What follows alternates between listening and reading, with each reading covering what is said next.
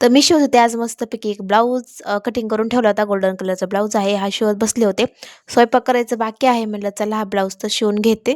स्वयंपाकाला अजून टाईम होता. मुलांचा अभ्यास घेऊन झाला होता. म्हटलं हा ब्लाऊज कंप्लीट करून देते. कारण की मला कुरिअरने पाठवायचे हे ब्लाऊज 3 ब्लाऊज आहेत हे पाठवायचे आहेत. कुरिअरने तारापूरला पाठवायचे आहेत म्हणजे माझ्या बहिणीकडे 2 नंबरच्या बहिणीकडे पाठवायचे आहेत. त्यामुळे माझी चालली होती घाई ब्लाऊज शिवायची. तिचे एक सिंपल आणि 2 म्हणजे एक सिंपल आणि 2 थोडेसे बोटनेकचे आहेत ब्लाऊज. तेच मी तिला आहे ना कुरिअरनी पाठवून त्यामुळे माझी चालली होती इकडं घाई.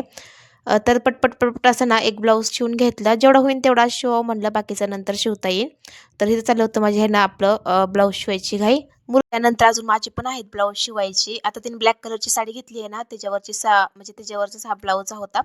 त्यानंतर आज करणार होती मी भाजी सुकटीची. सुकट आहे ना आपली सुकटची भाजी करणार होती. सुकी पण म्हणू शकता आणि सरपातळ करणार होती भाजी.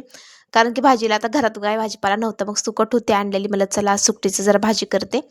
छानपैकी सुकटीची भाजी आणि भात करणार होती. सकाळच्या चपात्या होत्या 2-3 शिल्लक राहिलेल्या. चला म्हणलं ह्याच्यावरच आहे ना आपलं भागून जाईन आजचं.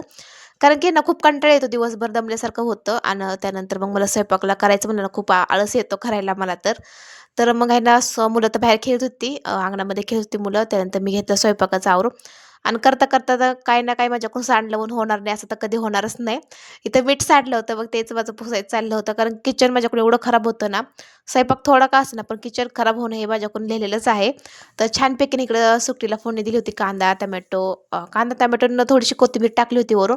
खूप छान लागते सुकट सिंपल केली तरी आणि हळदी मिठात तळली ना तरी मुलं खातात.